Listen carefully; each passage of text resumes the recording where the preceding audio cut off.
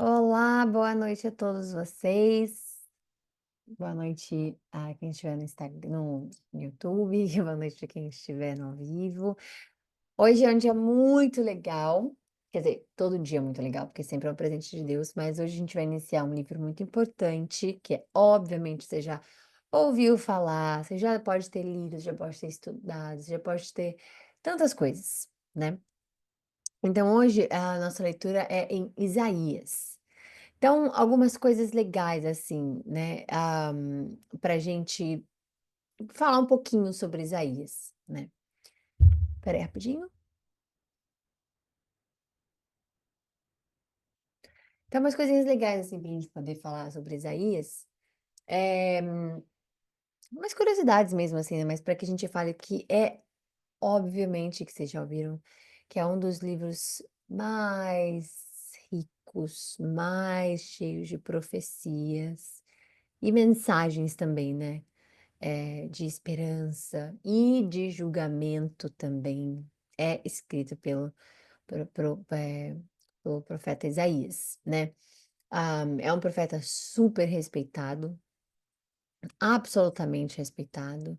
Ah, Jesus, inclusive, ele menciona, né, uma vez, por exemplo, que a gente entende que o Espírito Santo nos revela, né, aquilo que Deus, eh fez e faz na sua vida em relação, às suas escolhas, o que a palavra nos diz, a gente consegue entender que a Bíblia é toda, conectada. Então, Jesus Cristo sendo a própria, né, nós obviamente, sabemos que ele vai no Antigo Testamento, no Novo Testamento e como ele quiser. Então a gente sabe que quando ele, por exemplo, menciona, né, Isaías, eh, a gente tem mais ainda prova de que não é prova, que a gente não precisa de prova, né, mas a gente tem mais ainda como é que diz? O conhecimento de quão importantes são os livros do Antigo Testamento, né, sobre a ideia do que as pessoas acham que é só, o Novo Testamento que importa, você lê, você e não é. Então, Isaías, por exemplo, que é um livro com tanta profecia, mas tanta, tanta, tanta profecia. A gente precisa, né, conhecer o Antigo Testamento por isso, porque Jesus mesmo fala, né. Então ele tá você vai ver em Lucas, você vai ver em Mateus, né, que é o versículo que Cristo fala sobre, eh, a profecia sobre as escrituras, né. E Jesus fala, que hoje se cumpriu esta passagem. Ele fala assim: "Hoje cumpriu essa passagem das escrituras que vocês acabaram de ouvir", quando ele lê, né. Então, eh, ele continua a leitura, mas ele para numa parte específica, porque ainda não chegou, né. Então, quando Cristo está na sinagoga, ele fala sobre Isaías, ele explica sobre Isaías, né. E não é só uma vez não, tá. A gente vai ver Isaías, gente, todos os livros, a gente vai então é muito importante, ok. Ele foi escrito durante os reinados que vocês vão lembrar, de Uzias, vocês vão lembrar desse nome, Acás, Ezequias, né, Jotão. E e é importante a gente ver, porque ele vai falar sobre ele já começa sobre a decadência de Israel. A decadência, quando você vê aqui, por exemplo, ó, uma nação rebelde, então você já consegue ver que ele está abordando esse período de decadência espiritual, que eu digo no caso, né, de decadência espiritual de Judá. Então, uma outra coisa que vai ser importante a gente perceber no livro de Isaías, é que ele vai falar bastante sobre a hipocrisia religiosa, de religião mesmo, do que você conhece sobre religião, do que eu conheço sobre religião. Então ele vai falar bastante, ele vai, através, obviamente, do que Deus passa para ele, ele vai atacar bastante esse formato religioso das coisas, porque Deus mesmo vai falar quão detestável é, as práticas, né, e a gente vai ler sobre, obviamente, mas, vai falar bastante sobre a hipocrisia religiosa, né. E também Cristo fala sobre isso. mais uma vez, lá na frente, no Novo Testamento, falando sobre a hipocrisia dos fariseus, né, e as práticas da religião. Então, vai mostrar bastante também sobre as injustiças sociais que aconteciam naquela época, né, tudo que acontecia, e obviamente sobre as coisas do futuro, que são as profecias que nós algumas já aconteceram, algumas outras não aconteceram ainda, né. Então, Deus vai iniciar, como você está falando aqui, porque ele diz: "Pois o Senhor falou". Então ele já começa nessa primeira parte, nesse capítulo, né, com Deus fazendo a sua acusação sobre Judá, é o que a gente vai ver contra Judá, né, que é o que a gente vai ver. Então ele vai falar sobre, as coisas ruins que aconteciam, naquela época, né. Então, essa é a primeira assim, não a primeira parte, mas só um pouquinho, assim, do que a gente mais ou menos, vai estudar em Isaías, tá. Então, é isso. Vocês podem também anotar algumas coisas, porque Deus vai na hora, obviamente, vai tocar e vai falar mais sobre, isso, né. Ah, deixa eu ver se tem mais alguma coisa. Acho que seria mais ou menos isso. Vocês lembram o período que isso aconteceu? Porque é o momento eh em que eles foram, né, todos exilados. Então a gente vai ter a Síria, que é o império dominante naquele período, né, e a gente vai ver também ele falando sobre a Babilônia. Então é tudo nesse momento. E Babilônia como uma cidade pequenininha, pequenininha assim, né, ela é subordinada à Síria, por acaso. Então, assim, quando a gente fala em Babilônia, a gente pensa logo na né, mas não, Isaías vai falar sobre a Babilônia que era bem pequena e depois, obviamente, ele vai falar sobre a ascensão dela imensa, que Babilônia vira, né, uma mega, como é que fala? Uma potência mesmo, e a queda da Babilônia, obviamente, né. Então é isso. E obviamente as visões que vocês já ouviram falar em Isaías, as visões todas que Isaías tem, inspiradas obviamente por Deus, né, que são curiosíssimas, inclusive. Então ele vai falar sobre a destruição da Babilônia, né, e tudo que representa, tudo mais para Judá, nesse princípio, nesse começo. Eh de profecias, quando ele começar a fazer. E é isso, tá bom? Então, vamos fazer a nossa oração e iniciar e pedir a Deus muita bênção nesse livro que é tão, tão, tão, tão, tão importante, tá? Então, vamos lá, peraí, deixa eu pôr. Ah, já tá gravando, né? Olha que louca. Está gravando. Então, Senhor, Pai, obrigada por esse momento aqui, lindo que a gente se encontra. A gente está começando mais um livro e o livro de Isaías, ele não é só, importante, né, porque muitas das profecias que o Senhor mostrou a ele, né, ah, ainda se encontram para acontecer, muitas das coisas que o Senhor falou para ele já aconteceram. Então a gente agradece porque o Senhor usou o profeta Isaías de uma forma imensa, pela qual, aqueles que acreditaram, entenderam, ouviram, como a sua palavra diz, que têm ouvidos, ouçam, e aqueles que não sofreram, obviamente, as consequências da desobediência e também, obviamente, naquilo que ainda vai acontecer. Então, obrigada por mostrar, Senhor, que o Senhor fala conosco em tantas formas. Obrigada por mostrar que o Senhor não desiste, por mais que, principalmente naquela época, né, a desobediência, a rebeldia era algo que, era dominante nesse povo. Mas uma coisa que é importante, Pai, a gente salientar aqui, é que o Senhor sofria com a desobediência deles. E a gente vai ver isso agora em Isaías, a gente vai ver que o Senhor sente as coisas.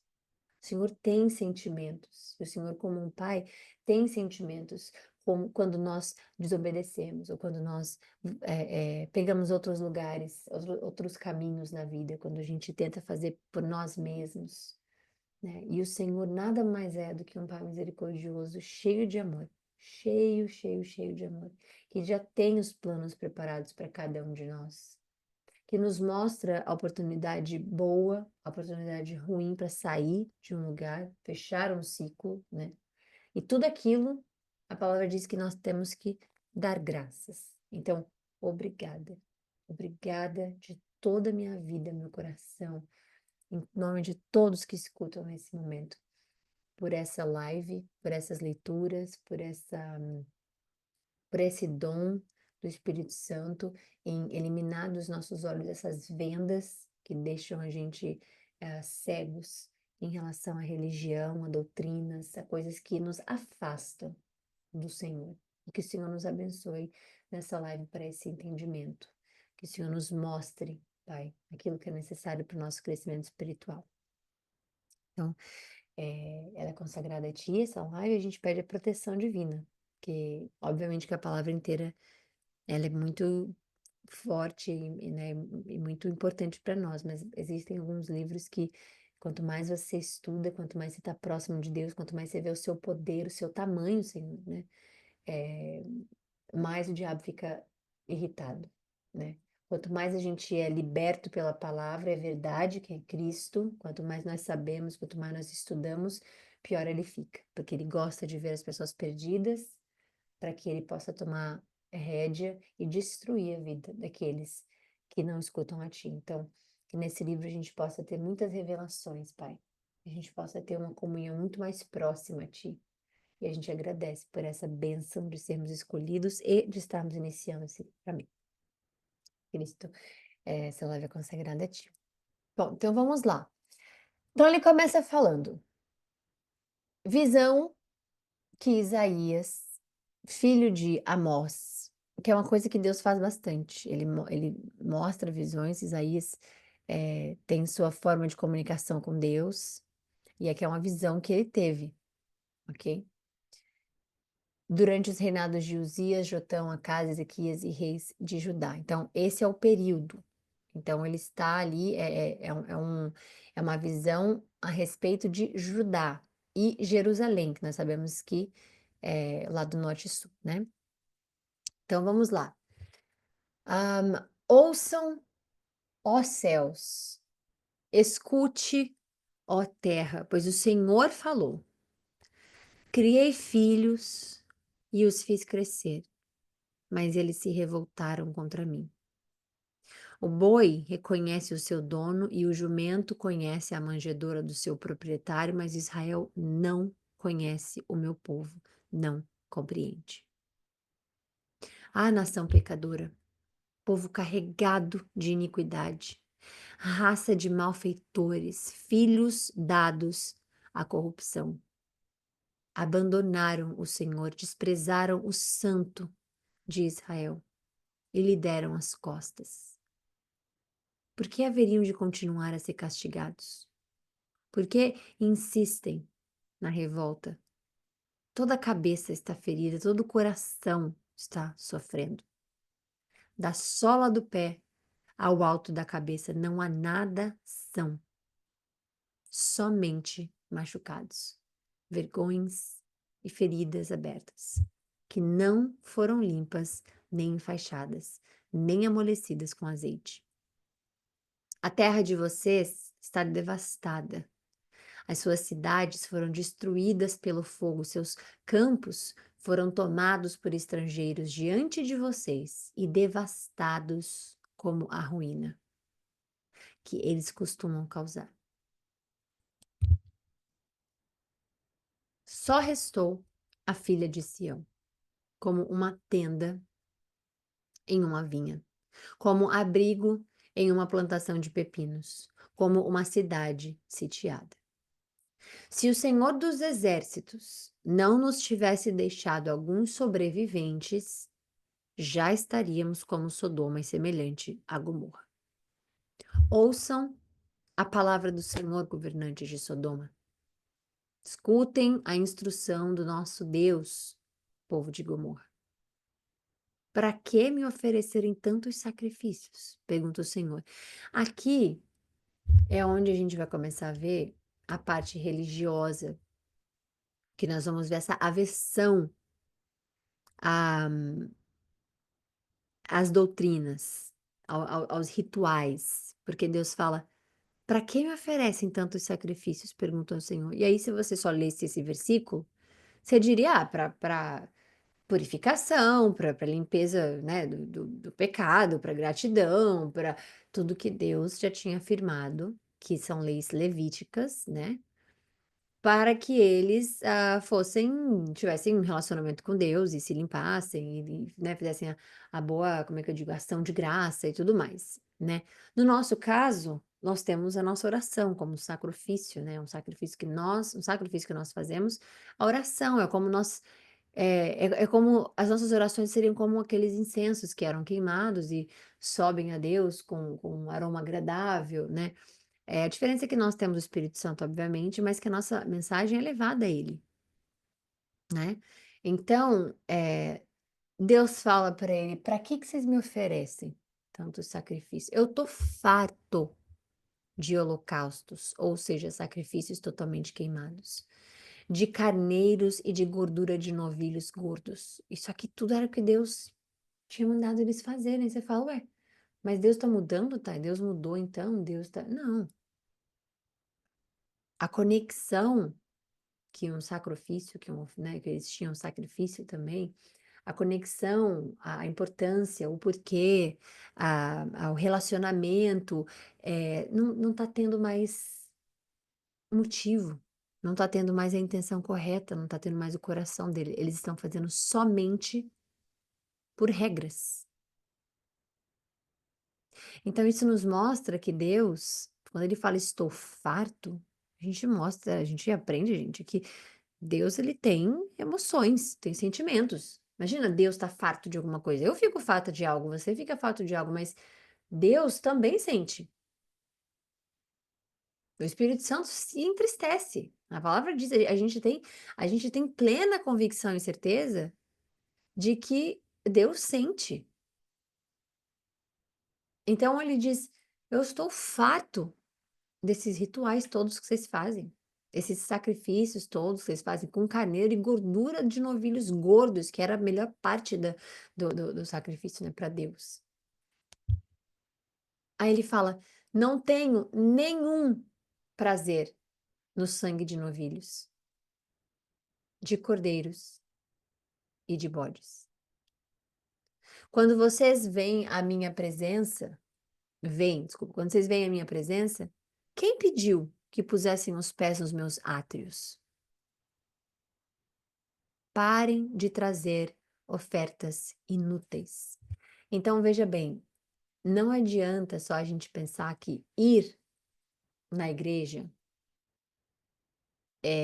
impacta na sua vida, se você não está aplicando a Bíblia na sua vida. Você é igreja. A igreja não são 4 paredes. A palavra diz que nós somos igreja.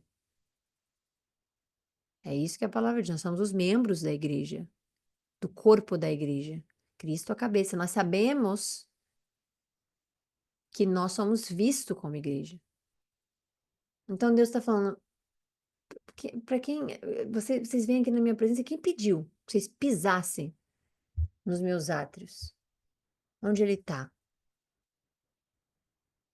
No templo, quem pediu pra vocês fazerem isso? O incenso de vocês é detestável para mim. Festa da lua nova, sábados e reuniões, eu não consigo suportar as suas assembleias, ou seja, reuniões, assembleias são reuniões, as suas assembleias cheias de iniquidade.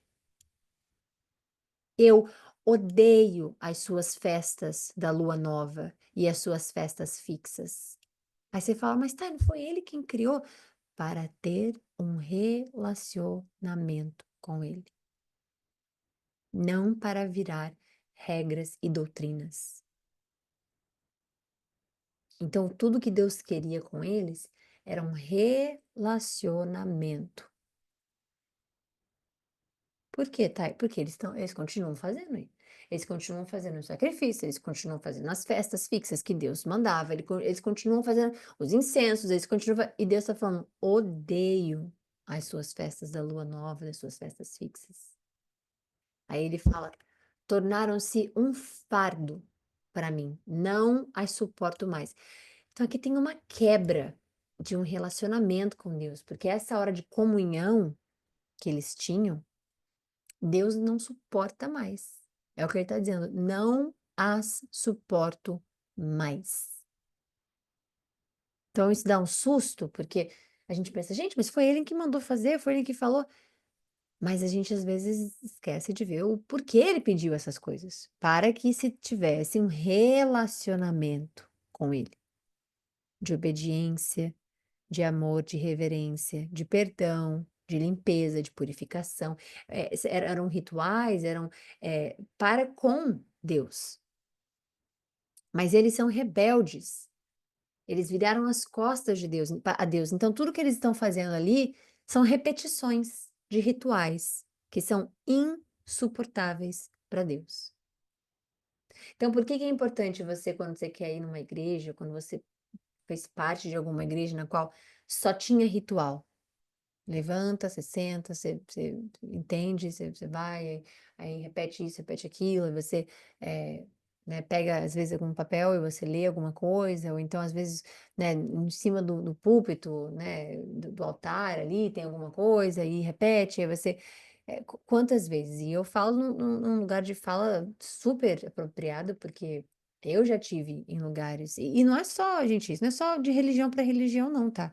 É qualquer lugar, qualquer assembleia, qualquer religião, inclusive as 2 principais, que são, 2 que eu frequentei já, né, participei e tudo mais, principalmente, porque tinha vezes que eu ia em uma específica e eu dizia: "Gente, nossa, que saco, que chato, nossa, que tédio".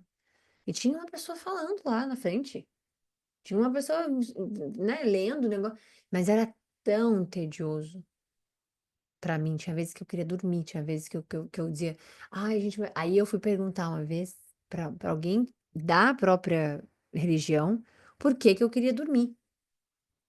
E daí a pessoa falou que é porque o Espírito Santo estava em mim, ele estava sendo confortado e aí ele queria dormir, me fazer dormir, sei lá, eu estava à vontade demais, uma coisa assim. E pra mim aquela foi a ótima resposta, porque ai, que graças a Deus então. Então eu com sono dentro da igreja significa que eu tô me aproximando mais de Deus, que ótimo.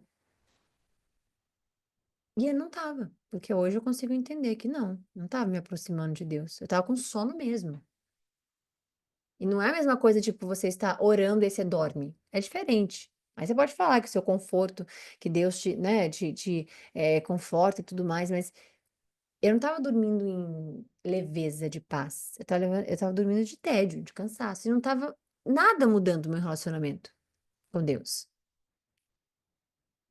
E já teve também outras, de outra igreja agora, de outra denominação, de outra, religião, digamos assim, na qual fica né, tem um líder espiritual lá em cima, né, aí toca música, banda, tudo mais, e aí estão lá em cima fazendo discursos, de ajudas, psicológicas, ajuda de autoajuda, e enquanto a palavra não está sendo lida para mim, ou não está sendo explicada para mim, ou não está sendo provocada alguma mudança minha ou alguma, né, não há nenhuma intercessão específica, da forma que eu sou, dos meus pecados ou nada, é só lá em cima uma pessoa falando. Então, a doutrina, ela está presente onde o homem está. Você não vê Deus criando doutrinas. Você não vê Deus criando na esquerda, você vai fazer isso, aquilo, aquilo, aquilo. Na direita, você vai fazer aquilo, aquilo, aquilo. No centro, você vai ter denominação X. E essa só vai chegar a mim se falar isso, se pensar aquilo, se vestir isso, se não fizer aquilo. Você não vê Deus limitando acesso a Ele. Agora, as doutrinas fazem, as religiões fazem. Mas tá, mas eles fazem todo dia. Doutrina, rituais. Mas tá, eles criaram, mas é que diz que onde está escrito na Bíblia: "Façam suas próprias religiões, usando a minha palavra de base e limite aqueles que não entenderem", ou onde está escrito na Bíblia que somos limitados até chegar a Deus? Então Deus está falando: "Vocês estão fazendo esses rituais todos aí, mas é insuportável para mim, eu não aguento mais". Aí ele diz: "Quando vocês estenderem as mãos em oração, eu esconderei de vocês os meus olhos". Mesmo que multipliquem as suas orações, eu não as escutarei. Aí você fala: "Nossa, mas por que que Deus tá aqui embaixo. As suas mãos estão cheias de sangue". Aí ele continua, que se você pega só o versículo 15 e mostra para qualquer pessoa, você tem um Deus mau aqui. Você tem um Deus que não é possível que ele é pai. Ele tá dizendo que você vai pedir oração e ele vai como é que é? Aí ele continua ali embaixo: "As suas mãos estão cheias de sangue, lavem-se, limpem-se". Removam as suas más obras para longe dos meus olhos. Parem de fazer o mal. Aprendam a fazer o bem. Busquem a justiça. Defendam o oprimido. Repreendam o opressor. Lutem pelos direitos dos órfãos. Defendam a causa da viúva. Venham, venham. Vamos refletir juntos. Aí você vê um pai ali agora disciplinando, você vê um pai, você não vê um Deus que tem direito de fulminar quem ele quiser, de fazer o que ele quiser. Olha que lindo, ele convida, versículo 18: venham, vamos refletir juntos. Aí Deus está convidando, dizendo: olha, embora os seus pecados sejam vermelho como o escarlate, cheio de sangue, a cor de escarlate, eles são, eles se tornarão brancos como a neve. Embora sejam rubros como a púrpura, eles se tornarão como a lã. Se vocês estiverem dispostos a obedecer, comerão os melhores frutos dessa terra. Mas se resistirem e se rebelarem, serão devorados pela espada, porque o Senhor é quem fala. Vejam como a cidade fiel se tornou prostituta. Antes, cheia de justiça, habitada pela retidão, agora está cheia de assassinos. A sua prata tornou-se escória e o seu licor ficou aguado. Seus líderes são rebeldes, amigos de ladrões. Todos eles amam o suborno e andam atrás de presentes. Eles não defendem os direitos dos órfãos, a causa da viúva não chega nem até eles. Por isso, o soberano, o Senhor dos exércitos, o poderoso de Israel declara: Ah, derramarei a minha ira sobre os meus adversários e me vingarei dos meus inimigos. Voltarei a minha mão contra você, tirarei toda a sua escória e removerei todas as suas impurezas. Restaurarei os seus juízes, como no passado, e os seus conselheiros, como no princípio. Depois disso, você será chamada de cidade da retidão, cidade fiel. Sião será redimida com justiça e com retidão, os que se arrependerem.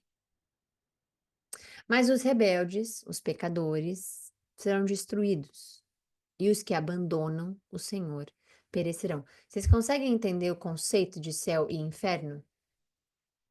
Porque às vezes as pessoas acham que é só como é que fala? Uma coisa como é que é o nome? Esqueci o nome agora, mas tem pessoas que acham que é só fantasia, né, que é só ideias,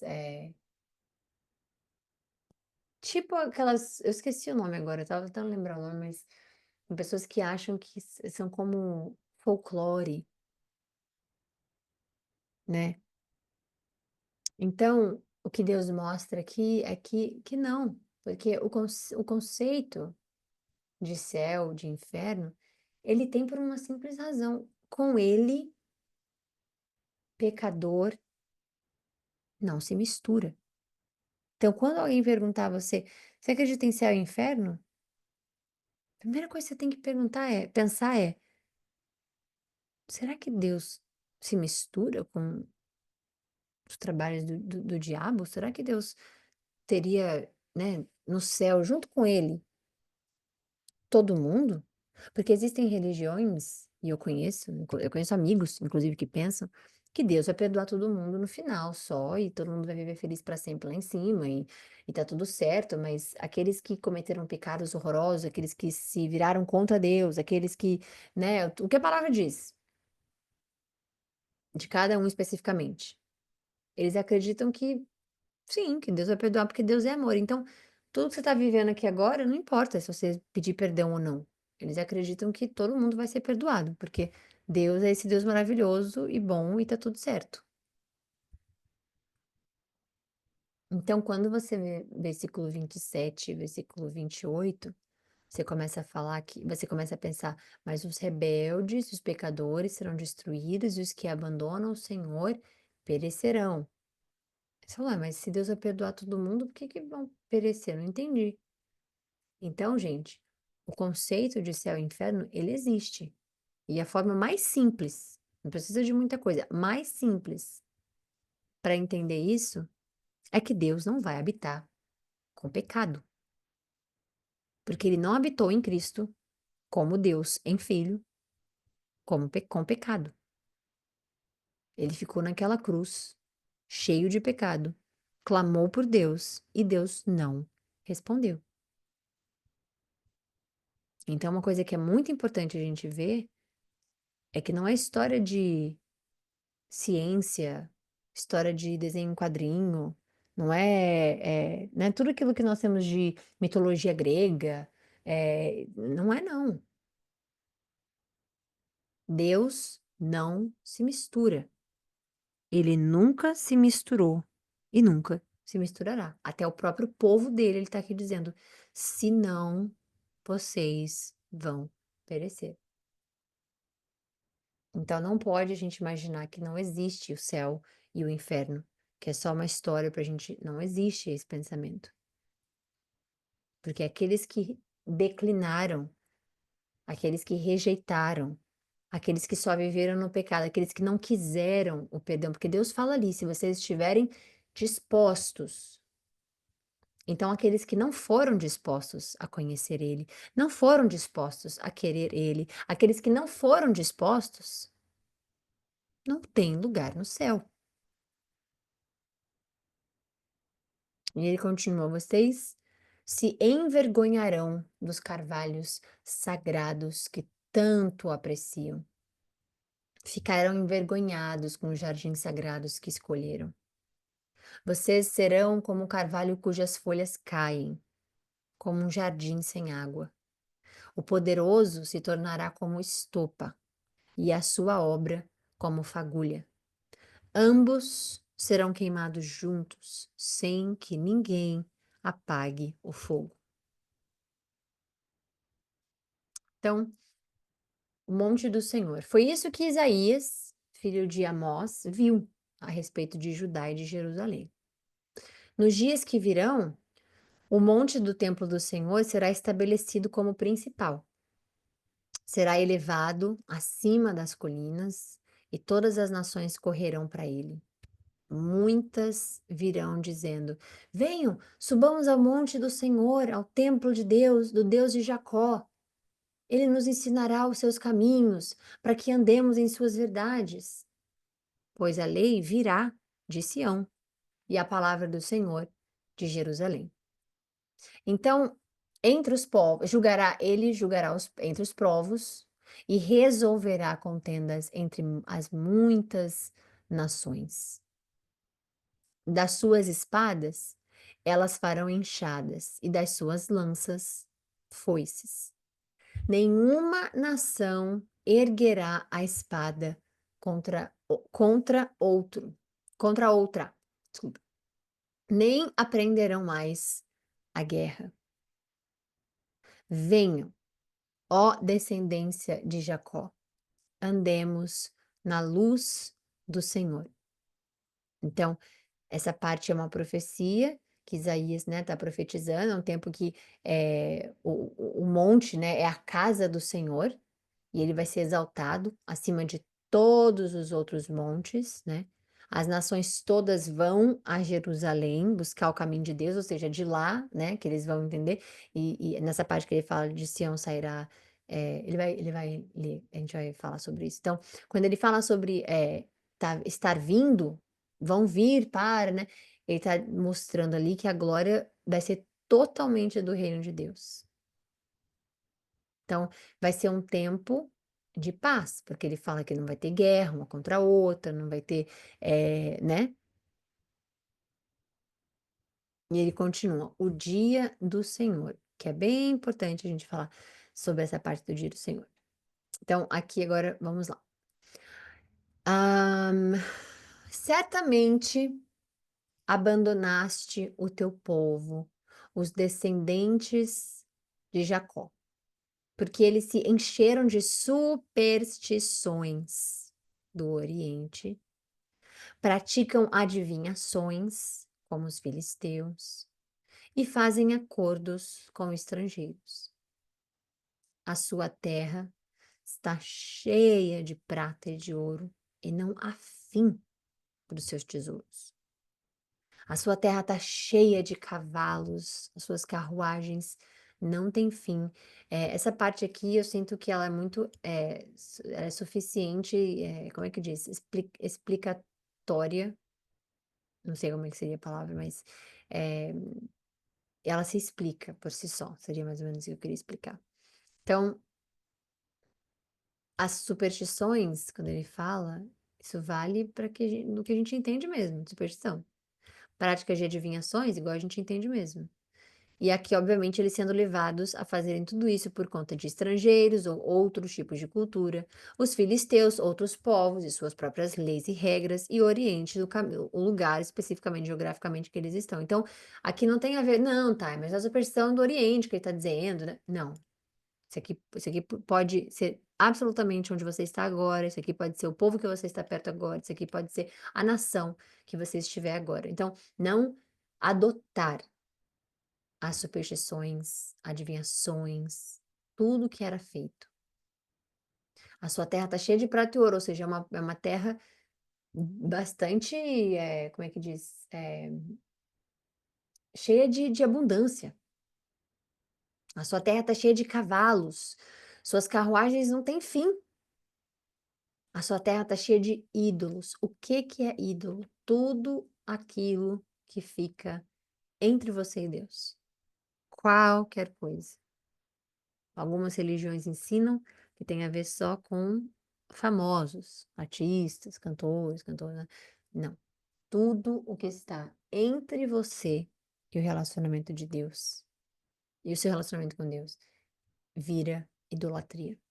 Pode ser inclusive uma pessoa, um filho, uma filha, um trabalho, dinheiro, eh, gente, tanto faz. Pode colocar o que vocês quiserem ali. Tudo que fica entre você e Deus é objeto de idolatria. Eles se inclinam diante das obras de suas próprias mãos. Me diga um ídolo esculpido que não foi feito pela mão do homem. Um só. Diante do que os seus dedos fizeram. Me diga um ídolo somente que o homem não tenha criado. Por isso, a humanidade será abatida e o homem será humilhado. Não os perdoes. Não os exaltes. Entre no meio das rochas, escondam-se no pó por causa do terror que vem do Senhor e o esplendor da sua majestade. Os olhos do arrogante serão humilhados, o orgulho dos homens será abatido. Somente o Senhor será exaltado naquele dia. O Senhor dos exércitos tem um dia reservado contra todos os orgulhosos e altivos, contra tudo o que é exaltado, que não seja ele, para que eles sejam humilhados. Contra todos os cedros do Líbano altos e altivos, e contra todos os carvalhos de Bazã, contra todos os montes elevados e contra todas as colinas altas, contra toda a torre imponente, contra todo o muro fortificado, contra todos.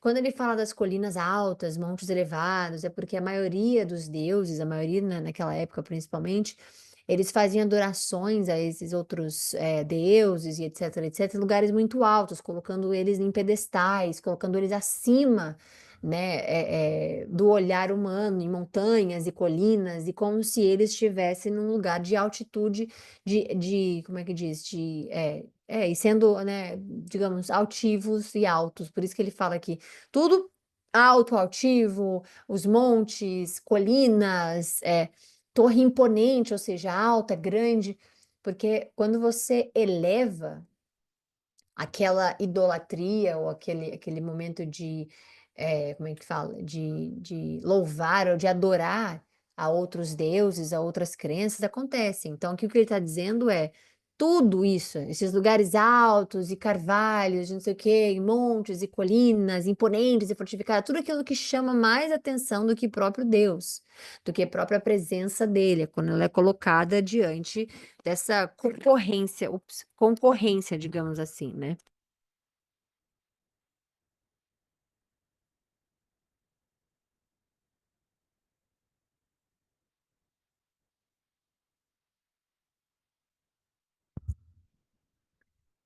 Ah, vamos lá, peraí. Fortificado, contra todo mundo fortificado. Então, contra toda torre imponente, contra todo muro fortificado, contra todos os navios de Tarsis e contra todo barco de luxo, a arrogância dos homens será abatida. Somente, e o seu orgulho será humilhado. Somente o Senhor será exaltado naquele dia. Essa parte aqui de cima é só para falar para vocês. Vocês já repararam? Eu já fui, né, de uma religião específica que eu colocava imagem sempre acima. E é algo muito esquisito, né? Porque a Bíblia fala agora exatamente sobre isso, de você não fazer isso, de não ser exaltado. E eu colocava, né, as figuras especificamente sempre acima da minha cabeça. Eu fui ensinada a colocar acima da minha cabeça, por algum motivo. Então eu fazia altares, porque aquilo ali era o quê? Altares. Não, mas não é altar, tipo assim, pronto, tá? Era só, sei lá, em cima da janela, onde tá acima da minha cabeça. Altares. E olha que engraçado, porque a Bíblia tá falando de algo que passa despercebido. Pra gente é só tipo, ah, não, botar aqui em cima. Eu duvido que se você já teve, ou tem, ou conhece alguém que teve, ou que tem altares, imagens, ou, né, ou qualquer outro tipo de crença, se esses altares não eram sempre em lugares altos, ou muito perto deles, assim, próximo à cabeça, ou, né? Sempre tem esse lugar de exaltar. Você sempre olha para cima. Você sempre põe eles num pedestal ou numa, né? Então isso vem, esse que Deus está falando é exatamente por isso. Nada mudou. Então somente o Senhor será exaltado naquele dia e os ídolos desaparecerão por completo. Os homens entrarão nas cavernas das rochas e nos buracos da terra por causa do terror que vem do Senhor e do esplendor da sua majestade, quando ele se levantar para sacudir a terra. Naquele dia, os homens atirarão as toupeiras e aos morcegos, os ídolos de prata e os ídolos de ouro que fizeram para adorar. Fugirão para as cavernas das rochas, para as brechas dos penhascos, por causa do terror que vem do Senhor e do esplendor da sua majestade, quando ele se levantar para aterrorizar a terra. Parem de confiar no homem, cuja vida não passa de um sopro nas narinas. Qual valor ele tem? Obviamente que isso é comparado a Deus, porque para Deus nós temos valor e a Bíblia mostra isso. Aqui é confiar mais no homem do que em Deus. E do homem que a gente está falando, são todos esses homens aqui, ó, filisteus, os que criam superstições, os que fazem as imagens de prata, de ouro, os tesouros, os que têm cavalos, que é isso. É ser, é confiar mais nisso do que em Deus, né. Então, é isso, a gente finalizou aqui hoje, para a honra e glória do Senhor Jesus Cristo, o livro de Isaías começou, e a gente volta amanhã, se Deus quiser, para versículo 13 e 4, e assim como Deus quiser, né. Então, fiquem com Deus, um beijo e até amanhã, se Deus quiser. Bom descanso, que eu sempre falo, que eu esqueci de falar agora. Bom descanso para todos vocês também. Beijo.